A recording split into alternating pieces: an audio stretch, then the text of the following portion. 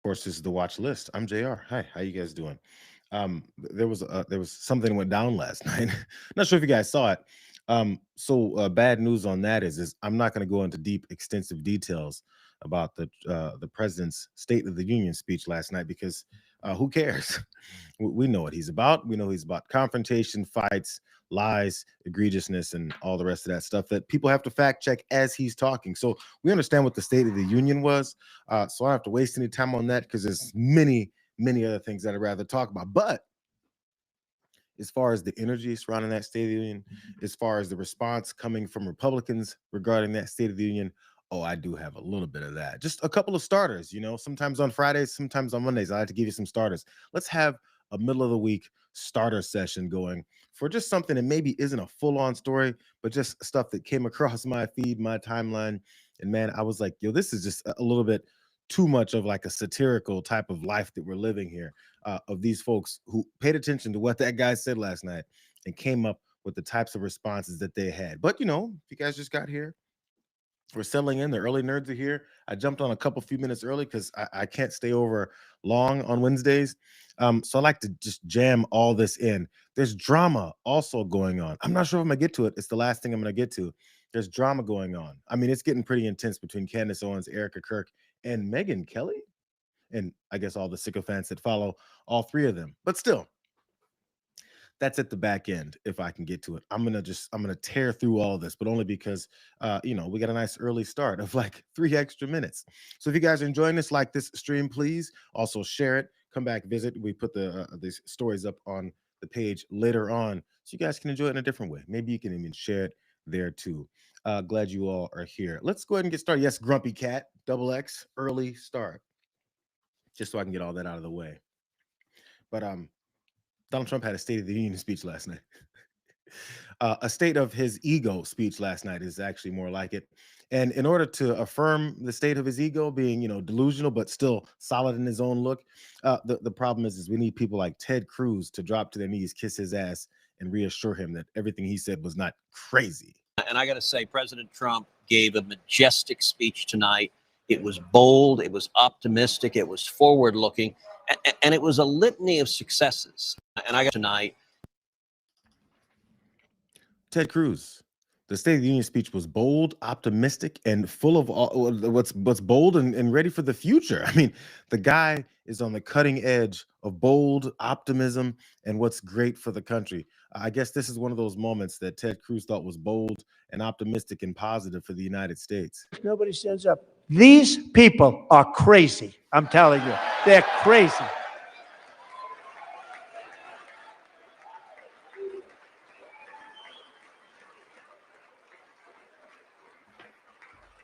Amazing, incredible. Boy, oh boy. We're lucky we have a country. With people like this, Democrats are destroying our country, but we've stopped it just in the nick of time, didn't we? Huh? Nobody's these. Donald Trump decides to point at the other side of the aisle and say, these people are crazy because they're not standing up and applauding the stupid, inaccurate lies that he's telling. It happens in every State of the Union, no matter who the president is. Of course, the opposing party doesn't stand up for all the things that they disagree with that you're talking about. But for some reason, he's this dictatorial mindset who's like, if people don't stand up for me, no matter how much I'm lying to them, and no matter how much they've exposed me for all these lies, if they don't stand up, they must be crazy. Apparently, according to Ted Cruz, that was majestic, and it was forward moving. It was amazing. Ted Cruz thinks the speech was outstanding. There's the thing. So afterwards, the time that probably you want to say all that stuff outside of on Fox News, where you trying to prop up your political career further, is when the president leaves the chamber after he's done with that hour and 45 or so long minute speech of rambling, of anger, of accusatory language, of blatant lies, and then make sure that you understand each and every one of these people in this lineup waiting for him to walk out had their knee pads ready, and man, they're ready to kiss some ass. It ranged from levels of just little pecks on the ass cheek to absolute tonguing down his anus. That's exactly what happened here. I'm gonna try not to play the whole thing, but man, the whole thing is it's majestic, as Ted Cruz said. See if you can listen to all the way that these folks kissed his ass as he walked out from that craziness. The president, that was a home run. Thank you, Mr. President. Thank you. Hey. Okay, you too. All right.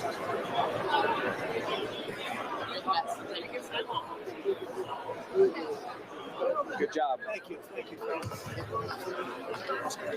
Very well done. We'll see you Friday, Mr. President. Great job.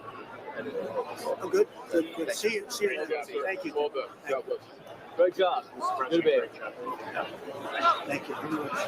Excellent speech. Thank you. Absolutely. Thank you. Mr. President. The best Thank ever. you. The best ever. Mr. President. Thank you.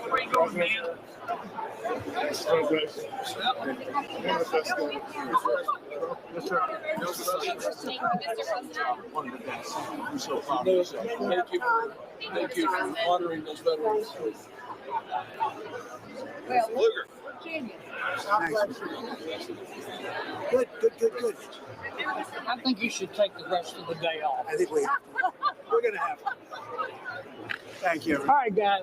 You killed it. Thank you. Thank you, Virginia. Thank you. It was amazing. It really was. Home run. Really, grand slam. Grand slam. America loves you, Ross. Thank you. It was amazing. America loves you. Oh, look at this guy. I like that guy. I want that tie. Give me that tie. Thank you. Put the time. Initial. Just an initial. Thank you, Bob. I like that tie. amazing. Thank you. Thank you, everybody. Mr. President, outstanding speech, sir. Mr. President. Here you will. He's getting by. You did good. They love the insider trading stuff. How's he doing? He's a youngster. Well done. He fell asleep. You did amazing. You really did. Great speech. Proud of you. Great job, Mr. President. Thanks for your leadership. President, well done. God bless you. God bless you, sir. Thank you, fellas. No best speech yet. That's a big statement coming from you guys. Great job. Yes, sir. Love the finish. Home run here. Great job. Great job. Thank you, everybody. Great job. Great. Thank you. Thank you, everybody. Great. That was the best speech. No, thank you very much. The union speech I've ever heard. Really, the best ever? That's a nice coming from you. That's a big statement. There he is. I apologize. I'm sorry. But I watched it, so therefore, my misery is the kind that enjoys some company. So you guys had to watch that with me. He walked through that galley of ass kissers who found every new way they could possibly come up with to kiss his ass over that speech, over what he said. With the guy at the back end said it's the best speech ever. It's the best speech ever. If you ever wonder why people find themselves in their bubbles, their delusional bubbles of politicians, of elitism, of rich billionaire folks, it's because they surround themselves with ass kissers who tell them everything that they do is amazing. I love the way you put your left shoe on this morning, Mr. President. I envy you. The way that you look in the mirror. Oh my God, I wish that I could do that same thing. When you brush your teeth, oh my God, brushing my teeth, I couldn't imagine. It's amazing. No one's ever done it before. It was a grand slam. No, I'm sorry, it was a home run. I'm sorry, it was a grand slam. The best thing I've ever seen. That was Troy Niels, who flipped out his tie to get it initialed by Donald Trump. He's the same guy who wears those Trump ties everywhere he goes to kiss ass on camera. That is before he's retiring, because he's a sycophant and he knows that nobody likes his ass. The one thing that I did stand out to me was Representative Derek Van Orden. He was the guy with the beard earlier on, who got snubbed. He's probably the only one who got snubbed. I wonder what Derek Van Orden said or did at some point in his political career that pissed off Donald Trump enough for him to throw a shoulder at his dumb ass. That was embarrassing, bro. I bet he had his best thought possible built up in his head. He's like, should I say that he's the best? Should I say that I love the way he looks at me? Should I love that he smiles? I should love it. And then he turned on his ass. There was some also peanut-looking character standing next to the woman who asked for a selfie with him. And once she took the picture, he was like a 5-year-old standing there waiting. These are congressional members. These are people who've been elected by a bunch of people in their districts to represent them. And instead, they're representing Donald Trump's hairy ass. That's what they're into representing. That's what this is all about. It's amazing. I wrote down a few things. The best ever. It's the best ever. Oh yeah, that was the other part I liked. Kennedy, John Kennedy.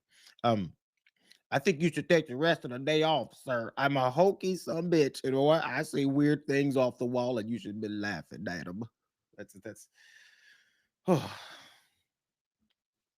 that's all I want to talk about from the State of the Union. I don't want to talk about anything else he did. I don't want to talk about the insults that he tossed around. I don't want to talk about the division based off of it. I don't want to talk about the fact that everyone knows everything he says is a lie. That's the one glimpse of hope here. Everyone now in the United States of America, whether they, approve of him or like him or not, or support him or not, even the people who support him know that he's a liar. They just want to support a liar. All those folks understand that, which leads me to actually some of the meat of what it is that we're going to get into today. Because before that State of the Union happened, and before all those sycophants got to kissing on his ass, there was actual people that he's been ignoring, he's been shunning, that he's been disregarding, that he's been dismissing. And those folks are the ones that are victims and survivors of Jeffrey Epstein and this whole child sex ring that Donald Trump is continually trying to cover up. One of those people's name is Danny Bensky. She's been one of the more vocal survivors that has been speaking lately. And before he went in there to lie for an hour and 45 minutes, she got a chance to call them all out. There are two cases happening here, two cases of abuse. The first case is one that we endured while we were ensnared in the largest sex trafficking ring that this country has known to date. And the second is the abuse of our government. They're covering everything up and protecting power, not the young and the vulnerable. As we prepare to attend the State of the Union, survivors and this country have so many questions that need to be answered. The first one is, where are the rest of the files? The truth must come out. Why are there no investigations when there are plenty of people in these files to investigate? Have we read them? Why is the FBI director out there partying like a college kid when he should be investigating the vast criminal enterprise? This administration needs to do better. How can anybody feel safe in this country when our president's sympathies are going to the former Prince Andrew and not to survivors? There are a few things that really need to be done immediately.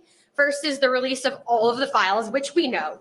Next is to hold accountable those who continuously exploit. And the third is to pass Virginia's bill. We need to pass Virginia's bill because justice should never, ever expire. Release the damn files. If only Chuck Schumer wasn't there. But I mean, those were his guests. I mean, that was his opportunity, at least.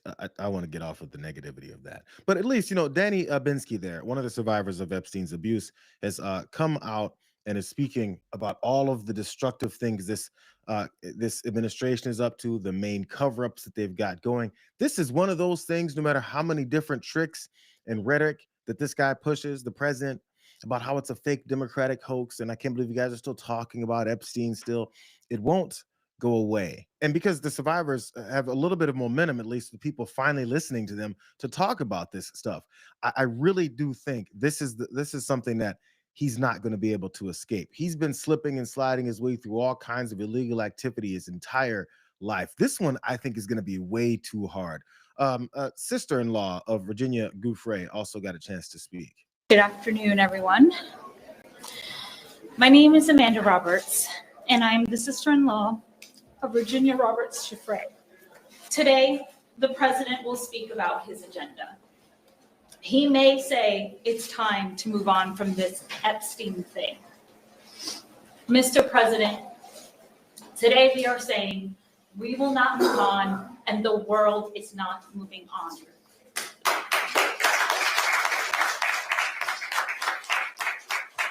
The world clearly sees the pattern in how this administration has treated survivors with disgrace, contempt, and dismissal. Good afternoon, everyone. It's not going to go away.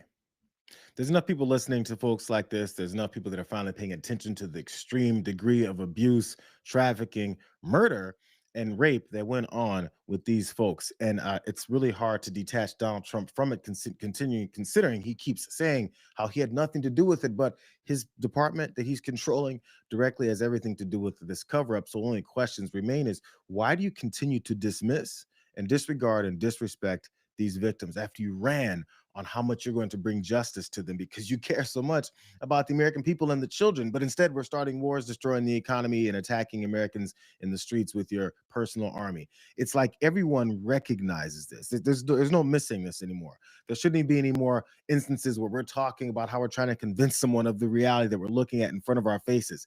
They're so blatant with it. They're proving it themselves. But the main thing, the main problem though here is there's also people digging in because they did release some files and they admitted others, which you're going to find about in a second. But there's some very direct and disastrous accusations that this guy's blatantly covering up. Representative Robert Garcia talked about those. Be clear, we have a survivor that made serious allegations against the president. Clearly, the FBI participated in some interviews and discussions with this survivor. When looking at the DOJ documents, there is a manifest or a list of documents and interviews that this survivor participated in and that should be made available to the Congress as part of the document file search. Some of those documents and interviews are given we've had access to, but there's a series of documents and it would appear to be possible interviews that the FBI conducted with the survivor that are actually missing, that we don't have access to. And to remind the public, we're viewing unredacted documents that the DOJ has in their possession. I'm very aware of the survivor, and why these documents are missing is a critical question right now for the DOJ. To be clear, this is going to be a big problem for them. It's going to be a big problem for them. It's because it's come to light that there is a survivor, there's an accuser, there's a witness that has many things that she said directly and specifically about Donald Trump, as he keeps talking about how he was exonerated of it, and also how apparently only Jeffrey Epstein and Ghislaine Maxwell are the only two who were participating in this activity. Except there's this one guy who votes with Donald Trump and the Republicans like 94% of the time, and his name is Thomas Massie. He did this one thing on the House floor connected to all this and the people that we still haven't had a chance to dig deep into about their involvement and the reasons why they're littered throughout these files. Here's Massie. Who are the men that should be investigated? I'll name them right here. Leon Black. You don't even have to see past the redactions to see that this man needs to be investigated. Jess Staley, accused of terrible things. It's right there in the files. Why is he not being investigated? And Leslie Wexner. Why did the FBI list him as a co-conspirator in their own documents in a child sex trafficking case and then tell him, according to him, that they had no questions for him? Why is that? Well, the Epstein Files Transparency Act requires the DOJ and the FBI to disclose to us their internal memos and emails about how they made those decisions, whether to prosecute or not prosecute. Yet they have not delivered those memos. Where are those documents that describe those decisions? We need justice. We want the Department of Justice to get to work, and that's what they need to do now. Thomas Massie. Actually, it's odd. You know what Thomas Massie was just doing? Thomas Massie went to the House floor and started naming a few people that we've heard about, but more directly, in case people aren't paying as close of attention to how this whole thing is breaking down, he named Leon Black, Jess Staley, and Les Wexner, people that, a lot of folks are mentioning as these revelations are coming forth. But there's many other well-known people that we've heard about that he could have named. But he started with those three. I mean, I'll give him that. It's three more than Marjorie Taylor Greene named as she was standing in front of those same survivors barking about how she's going to go on the House floor and name damn names. And instead, she's at home, naming the position that she's going to try and take in her political push after she distanced herself to save her own ass. I'm going to leave Marjorie Taylor Greene alone because I want to get back to more details of what it is that Robert Garcia was talking about. Listen, this is, like I said, this is actually, I think, one of the biggest deals of this. We've seen a lot of revelations. We've seen their lies. We've seen it get broken up. But listen, man, once we finally get these details, which the pressure I don't think is going to leave from this about this hidden witness and her accusations and the files and the documents that show what she said, it's going to get much worse. MS Now can report that there is at least one witness for whom 3 interviews with the FBI in rapid succession in 2019 are missing. You might say, well, what's the big deal about that? Well, the big deal about that is that we can also confirm that that woman is the same person who in a 2025 FBI presentation is identified to have accused Donald Trump of a sexual assault when she was between 13 and 15 years old.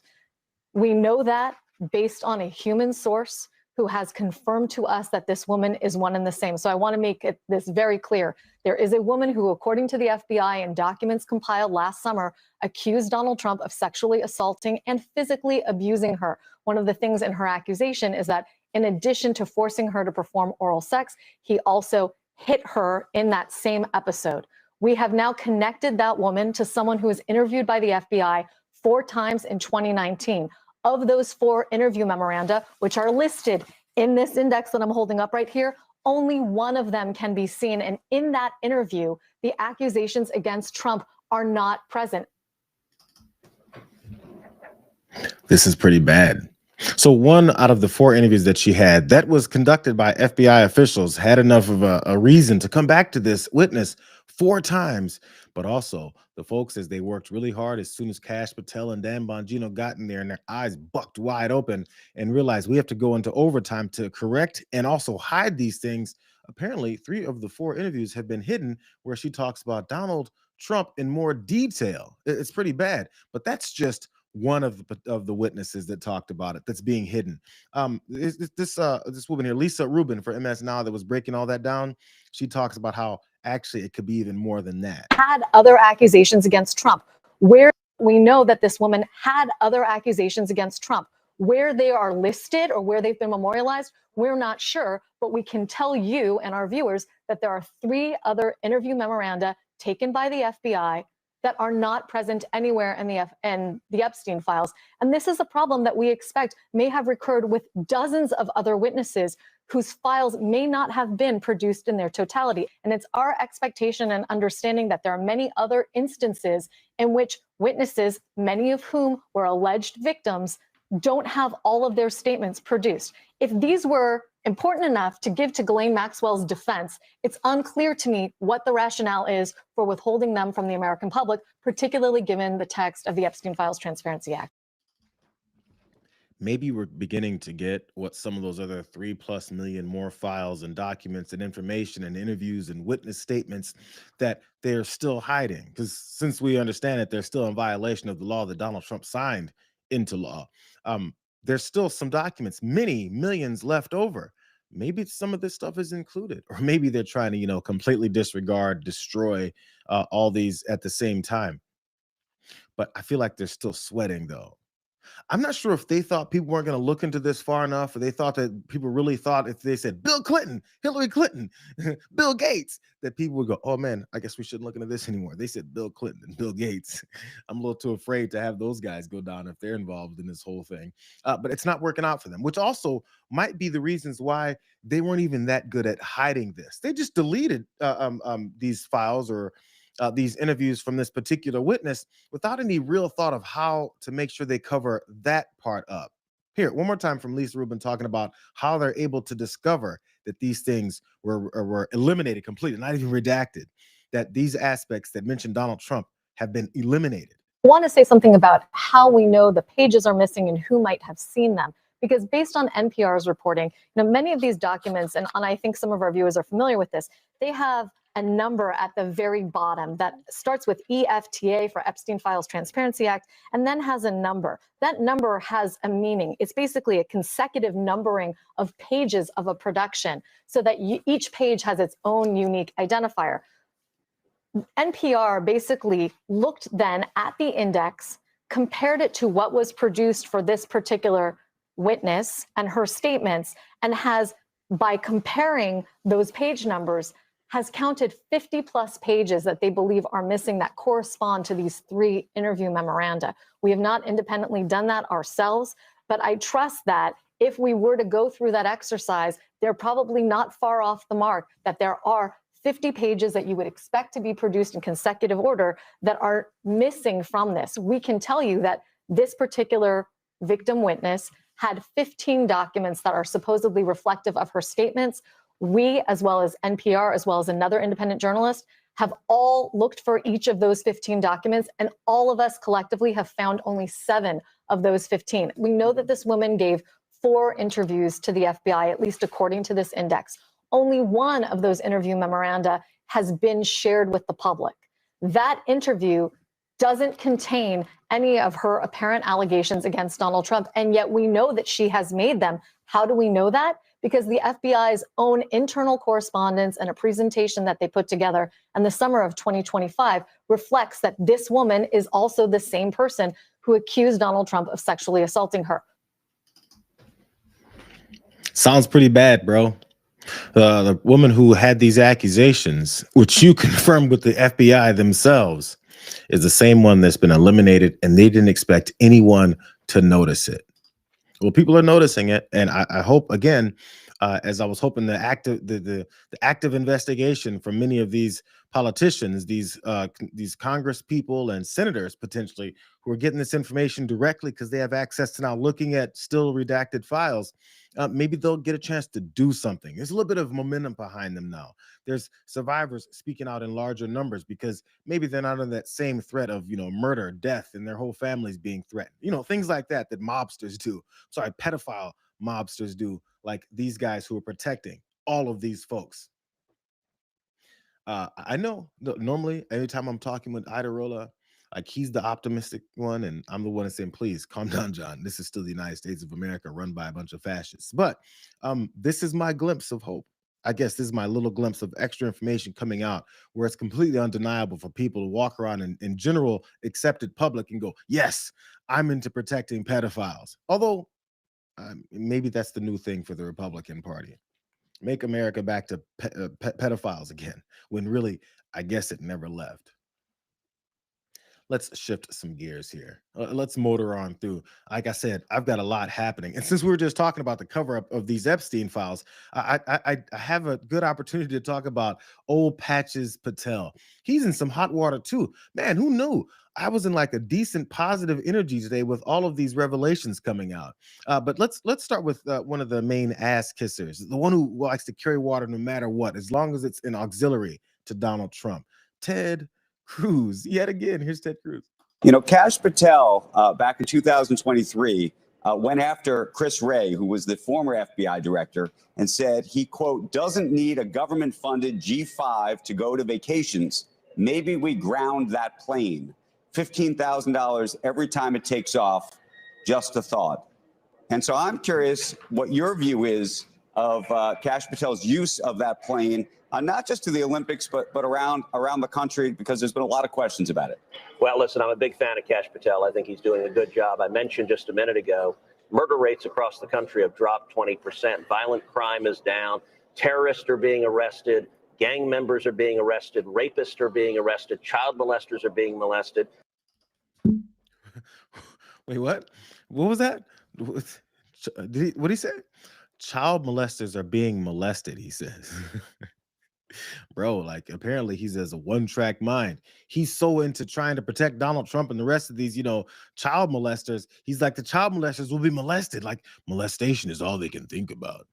So in his defense of Kash Patel and his use of the jet to spend all of our money on his vacations and his party plans, Ted Cruz apparently is a fan of old Patches. Patches in his planes is how he's destroying more things. But don't forget, the question was asked, bro, what about the hypocrisy of Kash Patel previously talking about the use of FBI jets and how other folks shouldn't use them, and how it's so hypocritical now because now he's defending his, overuse of these planes for vacations and stuff. Let's see if Ted Cruz can ever give an answer. And I got to say, it's interesting. You see Democrats right now who are paying focus groups saying, how do we connect with real people? How do we not seem like a bunch of PUFTA elitists?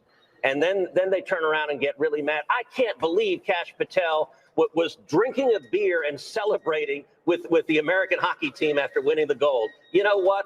I would have loved to have been in that locker room, and I don't know a guy on planet Earth that wouldn't have been thrilled to be celebrating. I got to say, the American hockey team, that was 46 years after the Miracle on Ice. That was a great victory, and I was cheering along with Cash, and, you know, it was awesome. When Cash called President Trump, put him on the cell phone, the president congratulated that team. I hope they come tonight. He invited them to come tonight. And I think, Cash, congratulations on having the chance to celebrate with you. I'm jealous and wish I was there. All right. Why is the anchor, after asking a very direct question about Cash Patches Patel and his hypocrisy, allowing Ted Cruz to go on that stupid tirade about how Democrats, man, you know what they're looking for? They're looking for some kind of connection to the American people, when in reality, what they did is they're calling out the guy wasting their money. That is the same guy in the administration that keeps talking about waste, fraud, and abuse, except when they've got waste, fraud, and abuse all over the place, from him to Kristi Noem to the Donald Trump to all of these people who are stealing your money. They have nothing to say except, I wish I was in the locker room partying and chugging beers off of the American people's dollar. This is a really easy campaign slogan for anybody that's in opposition to these people who are blatantly telling the American people, yes, yeah, we're taking your money and we don't care. If you don't like it, you're like the Democrats. What a selling job for Democrats who don't do much of anything. If you're against the waste and the spending of Cash Patel, you're just like those Dems. How dare you? Except maybe if you're in favor of all this law enforcement that they keep saying that they're nailing down, maybe you might have more of a reason than just that to be upset at Cash and his use of his planes. Did you guys hear about this? It's worse than just that trip to party with the hockey team. This is worse. A whistleblower has reported to the Senate Judiciary Committee Democratic ranking member Dick Durbin that FBI Director Cash Patel's use of his jet, the government jet, the FBI jet, has harmed actual investigations. The whistleblower says that in December of 2025, when there was a mass shooting at Brown University, Cash Patel was on his government FBI director jet in Florida, we are told, and that there was only one other available jet. But Patel had ordered it to be put on standby for another team.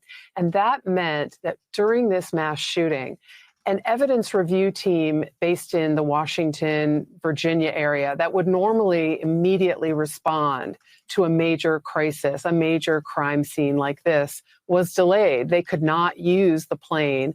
And instead, they drove through the night of the 13th and the early morning of the 14th to get to Providence, Rhode Island from Virginia. They happened to also drive through a snowstorm to get there, but they were significantly delayed, according to this whistleblower's account. So whistleblowers are talking about Cash Patel and how he used these planes and delayed the response to that Brown University shooting that happened last year. You know, the one that went on for multiple days and people were questioning the competency of Cash Patel and his response to this. Little did we know, a big issue was that the response team was held up and had to drive through snowstorms up to Rhode Island to try and get there a day late because Cash was off gallivanting and also had the other plane in a holding situation, just in case maybe he needed another. Maybe he was going to put his girlfriend and her friends on the other plane. Who knows? But you know what? Ted Cruz probably loves it because he's a fan of Cash Patel. And he's like, you know what? Patches, I wish I was partying with my girlfriend and using up all of, taxpayer dollars on plane trips hypocritically to then go party and then hold up investigations that I'm bragging about. I'm always doing so many times. But I want you guys to remember another instance. This is a regularity for this guy. I just want to point out, it's not about chugging a beer. It's about wasting our time and our money and doing nothing in front of our faces and saying, I'm going to keep doing it. Did you guys hear about this? Through credible whistleblower disclosures, this is from the Senate Judiciary Democrats post, and this is from a whistleblower again. I've learned how the director's decisions related to the DOJ or FBI-controlled aircraft have negatively impacted high-profile criminal investigations. For example, maybe for all the MAGAs, they'll understand this one. In the immediate aftermath of the murder of Charlie Kirk, the FBI shooting reconstruction team was asked to fly to Utah to aid the investigation and process the scene. However, the team's deployment was delayed by at least a day because of a Bureau plane and pilot shortage caused by the director's personal flights. FAA rules dictate the maximum flight duty, cumulative travel, and rest periods for pilots, and the FBI team could only travel after the pilots' mandated rest periods were completed. This sumbitch was using the planes and the pilots' energies and time so much that they had to get some extra rest. That was part of it, at least. So he's holding up planes. He's using up all the pilots, so that they can't use it for real business, which I guess is going to respond to Charlie Kirk's murder. Which this guy will show up there and go, "See you in Valhalla," wherever the hell he said he was gonna catch up with Charlie Kirk at. But he didn't mention, "I'll see you there late because I got all the FBI planes all tied up." So again, like normal people, you would think they would be in defense mode. They'd be slinking back in their chairs. They wouldn't be talking so boisterously about these illegal activities that he keeps taking part in. Instead, this is how he talks about himself. It's ironic that they're saying, "Oh, you're going on vacation or you're going to see your girlfriend perform." And if I was actually abusing it, I would go see every one of her shows. I think I get to like 15%. It's Boo-hoo, Patches Patel. He's complaining that he only gets to 15% of his girlfriend's shows, as he's the director of the FBI. How dare you guys? If I was really abusing this, I wouldn't be doing anything. What's the proof that you're already doing something in the first place? Because what we keep seeing is you wasting money and time. And speaking of he and his girlfriend, did you guys remember this? This is the same guy who's using up planes. He's the same guy who's using up pilots' energies. He's the same guy who then goes to Katie Miller's podcast for this teaser. You'll never guess. It's about him and his girlfriend. We are so excited to be joined by Cash and his beautiful girlfriend, Alexis. So I just want to clarify, you're not Jewish. I'm not. You are not from Israel. No. So how did we get to, are you a Mossad agent? You know, that's a great question. Where's her ring? Just to clarify, how often has he traveled to see you since January 20th? Has there been one moment where you're like, you can't make this up?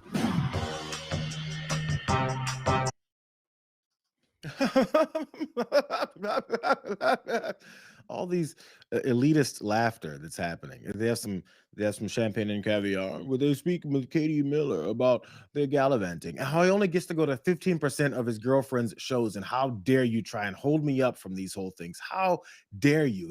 He doesn't like being called out. He really doesn't like being called out. That is, unless maybe he's calling other folks out. This is the hypocritical moment that was asked of Ted Cruz from the very beginning of this whole thing that apparently makes Ted Cruz a fan of Cash Patel. Ted Cruz is a fan of hypocrites. fair, and I'm not saying take all their funding. I'm not the defund everything guy. I'm just saying Chris Wray doesn't need a government-funded G5 jet to go to vacation. Maybe we ground that plane. $15,000 every time it takes off. Just a thought. Minimum. Maybe just a thought. Maybe one thought. He just told you $15,000 every time the plane takes off. Yet he'll tell you, if I was abusing my power and stealing all your money for my own personal vacations to hang out with my girlfriend, I would do it 85% of the time, a lot more. But instead, he wants to save a little bit of money. It's just a little bit of money for his cars.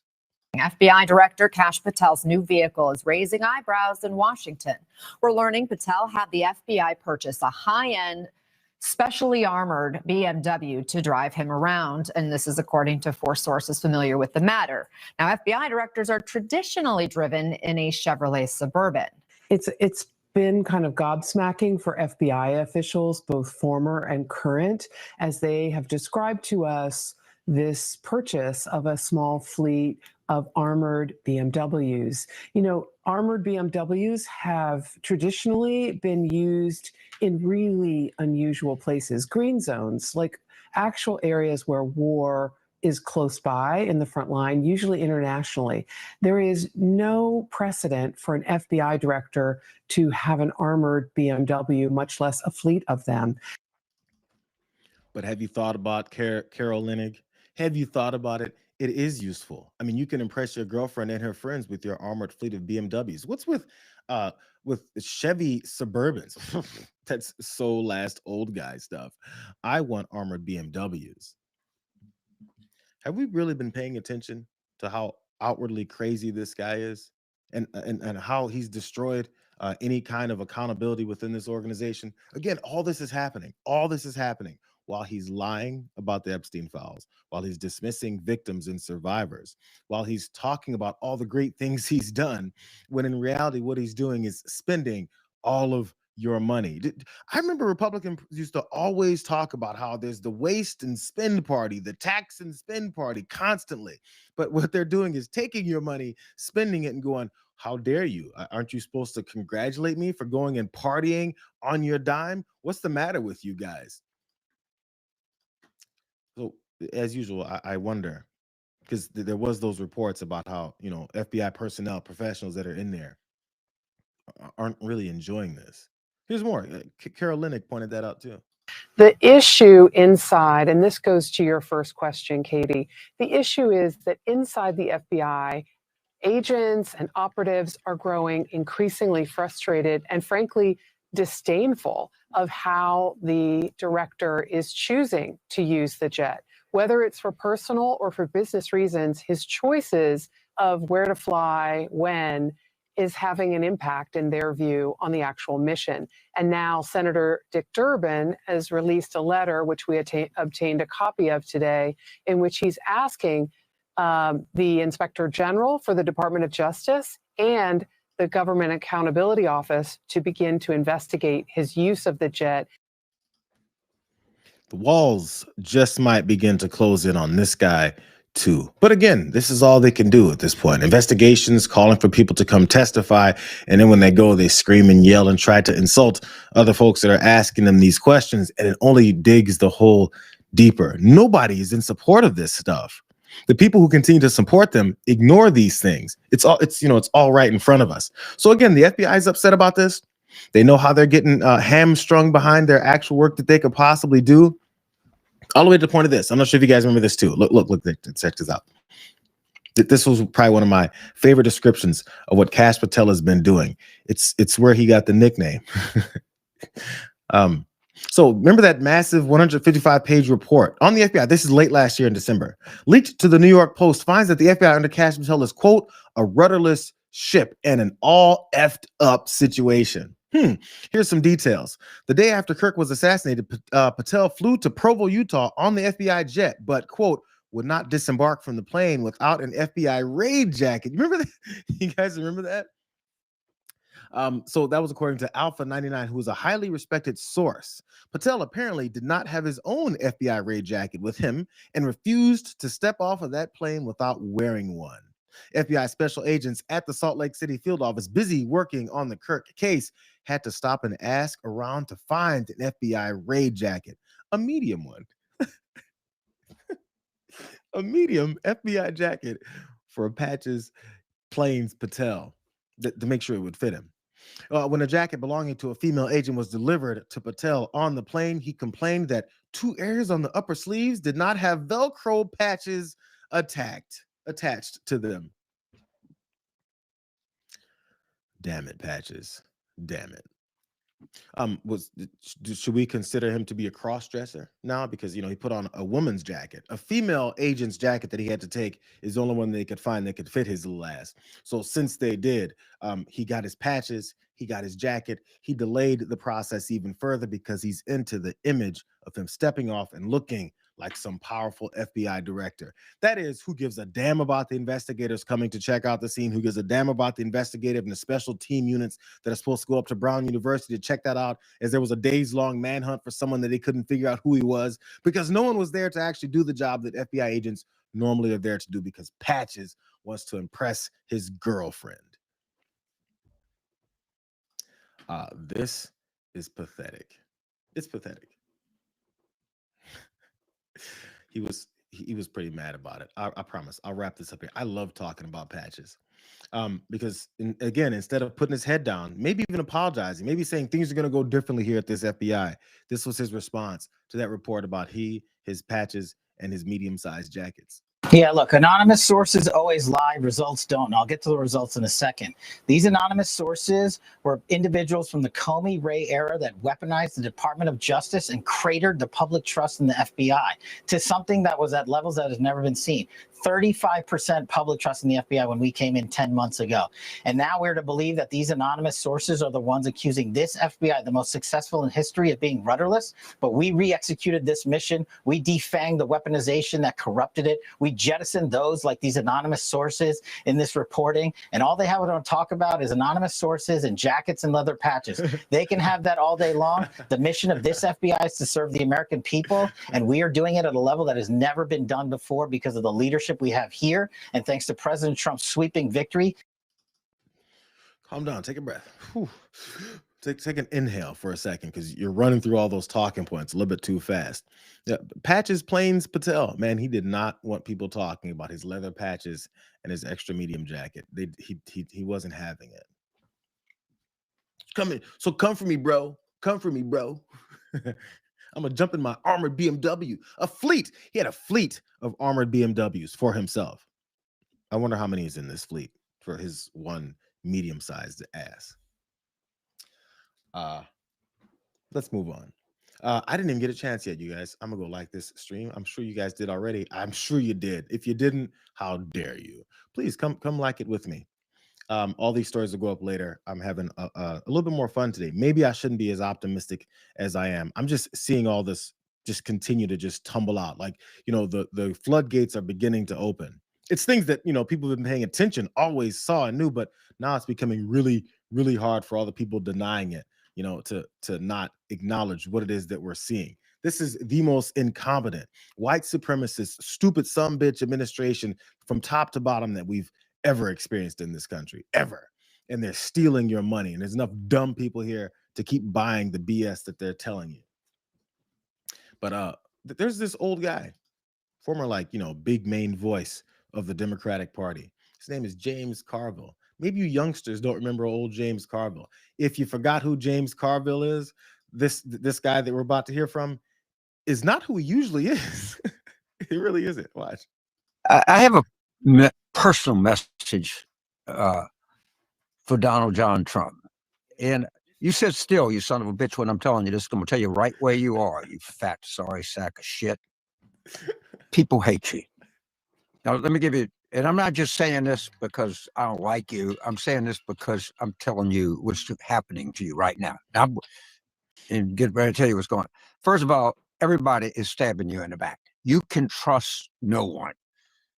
I saw the story today where, of course, the Pentagon, because your boy Pete, he can't control shit, okay? It was already back leaking that General Kane told you about all the dangers in bombing Iran. Because why are they doing that? Because they hate you. And they're going to leak, and they're going to talk to the New York Times, and they're going to talk to everybody else, just like your own staff, right? Susie Wiles, she hates you. That's evident. Sure. Already told you that. They're all leaking like crazy. They're all wondering what's going to happen in the next job. They don't give a shit about you, okay? They really don't. No, you can't trust anyone. James Carville is usually one of these, in my opinion, one of these, pushing the establishment Democratic line and making sure we keep the same old, tired, do-nothing people around. But he says it with a sharp voice. Now I feel like he's kind of on the edge. James Carville is not effing around anymore. Called him a fat piece of son of a bitch, sir, something like that. But people hate your ass. Damn, James. You know what? He might be onto something, because check this out. By the way, James Carville was not done. I just want to show you guys, maybe this is what he was riffing off of, seeing the fatigued look on this guy's face and the realization that, as Carville said, nobody likes you. Then I had to go through, and I still do, fake stories, fake polls.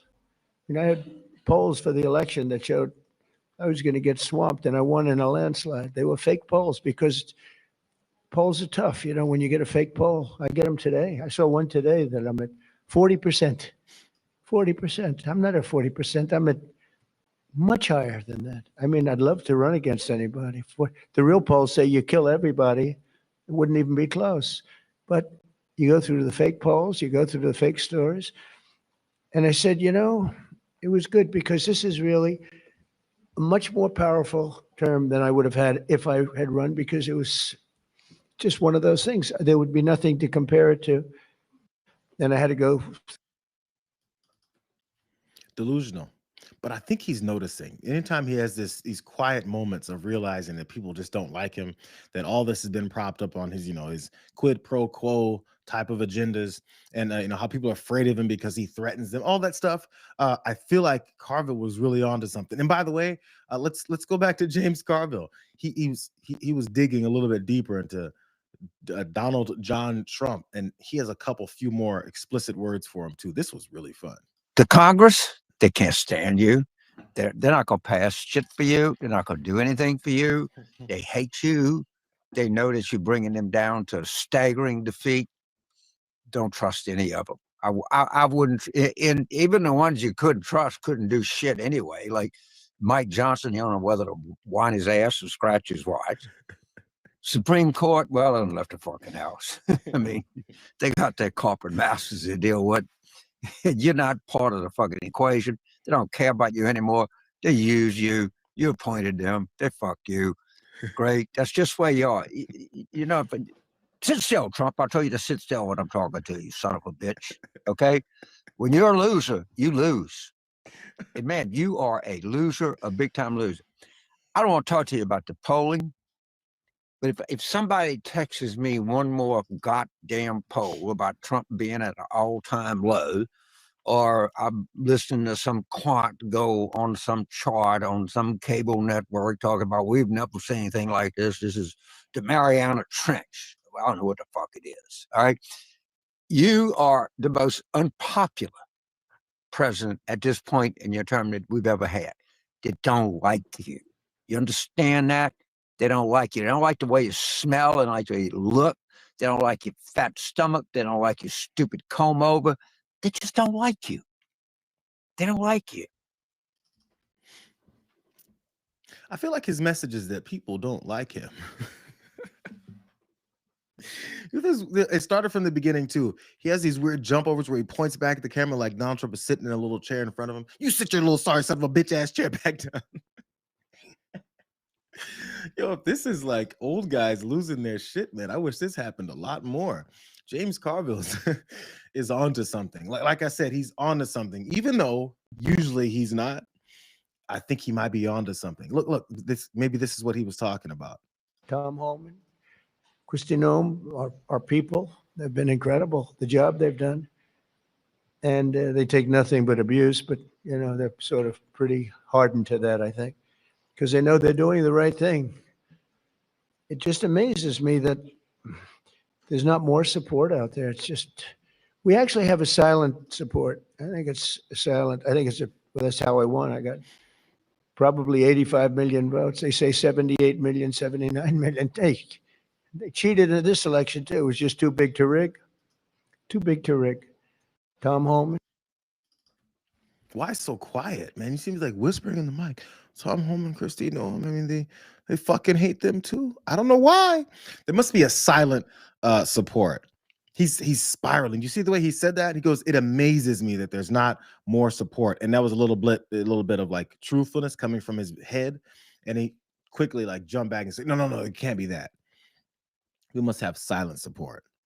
Imagine where the silent support must be coming from when Donald Trump keeps talking about how he has the biggest crowds ever, how everyone comes out in support of him, how everyone loves him so much, how all the polls, which he said to, I believe, NBC News, he doesn't believe the polls. Either you believe them or you don't. Are they silent or are they vocal? Which one is it? It fits whatever narrative he needs to fit at the particular time when he's lying in front of people. This guy looks dejected.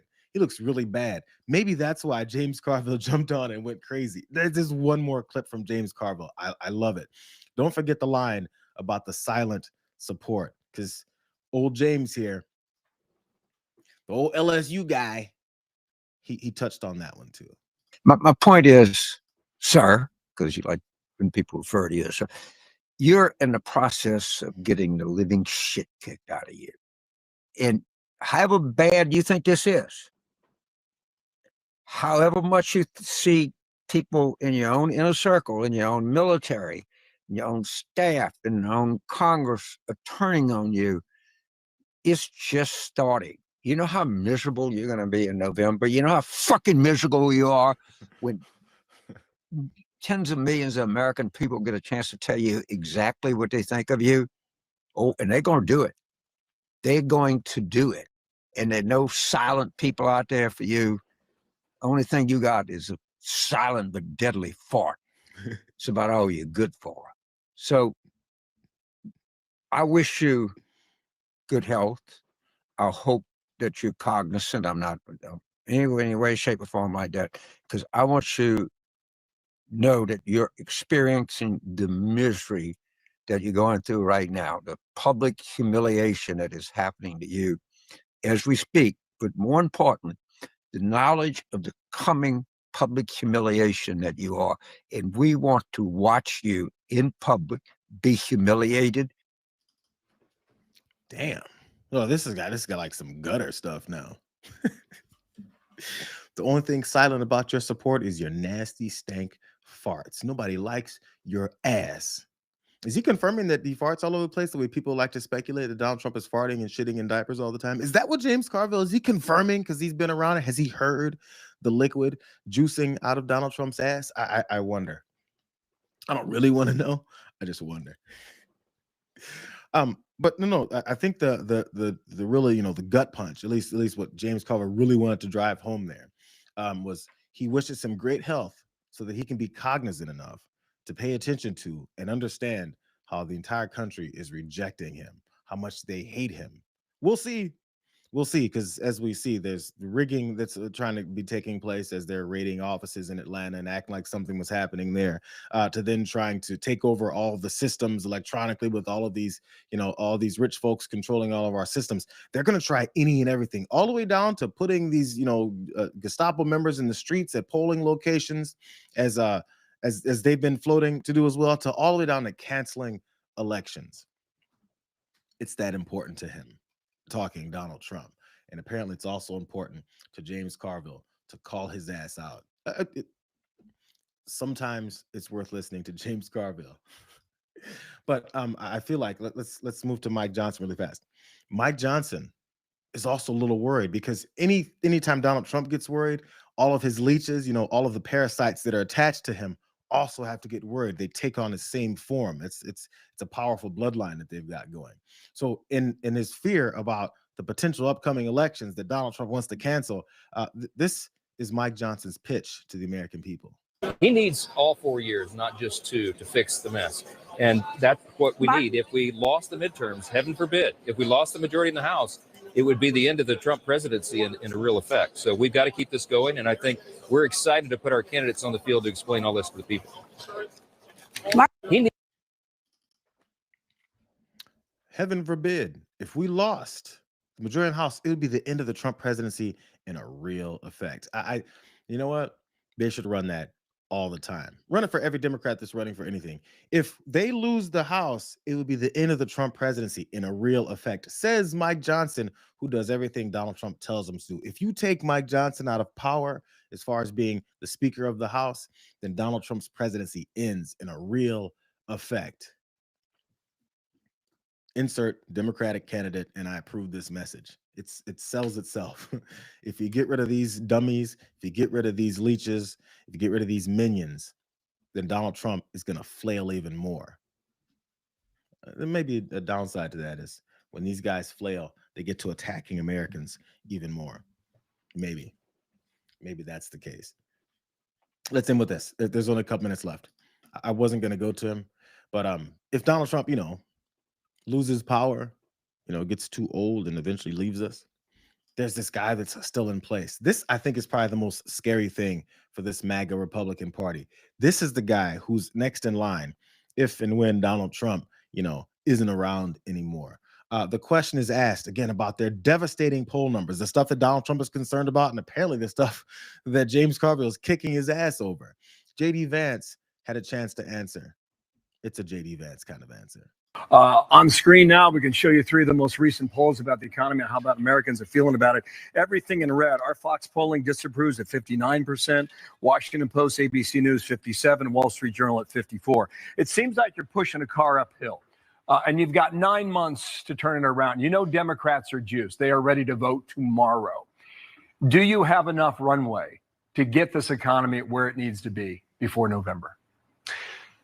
Well, Bill, in some ways, we are pushing a car uphill because the Biden administration left us such a disaster of an economy. But if you're sitting at home from the perspective of the Biden administration, you are still worse off than you were when Joe Biden took over. So we are absolutely pushing that car uphill. But here's the good news, Bill. I think we're about to get over the hump. I think that tax season is around the corner. A lot of Americans, because of no tax on tips, no tax on overtime, no tax on Social Security, they're about to get a massive tax income refund.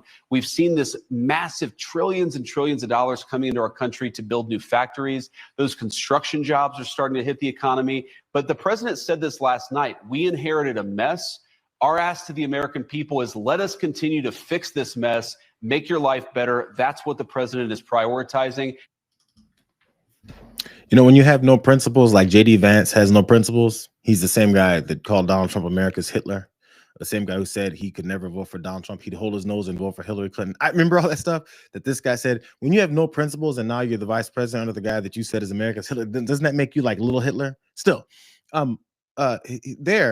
what he runs through the same talking points. You have to blame Joe Biden, no matter how long it's been. Then you have to start sounding just like Howard Lutnick and Scott Bessent and Kevin Hassett, who say the same thing. Give us a little bit more time. Look at the factories being built. Look at the jobs coming in. It was Joe Biden's fault for the past year. They're still saying last year at this time, Joe Biden was destroying things. But the problem is last year at this time, Donald Trump was actively destroying things. They can't even go off of that anymore. 3 months, 6 months, 8 months, a year, year and a half, 2 years, 4 years. That's how long it's going to take for this guy's economy to kick in to high gear. Good luck. Good luck with that. All right. I'm done. With a couple minutes to spare, I had a whole extra story to get to. I might save it till tomorrow. Like I said, Candace Owens is pissing everybody off. Man, Candace Owens is on a roll. But a roll of pissing people off. It's a lot of infighting. I really can't wait to talk about it. But I do have to take off here before the top of the hour as it approaches. You guys, it's apparently a big news Wednesday over on the damage report. John Adirola, Sharon is in town. You guys, I'm a little bit afraid of stepping on Sharon and John's show on said Wednesday. That's why I'm leaving. Maybe that's why. Anyways, glad to see you guys. Happy Wednesday. Maybe there's some more things happening that we can dive into tomorrow. Maybe I can get to this Candace Owens stuff. It's a little bit gossipy, but it's a little bit fun. I'm tired of being pissed off every day. Maybe we'll shift gears every once in a while. Glad you guys could show up as we roll down through the week. We'll see you guys on a Thursday. Don't forget, like, subscribe, also share this stream. The stories will be up later on the channel as well. Appreciate you. I love you. Hey, you know what? Tell folks about what we're doing every day here at noon Eastern on the Watch Party. Until then, we'll see you guys tomorrow. See you later, man.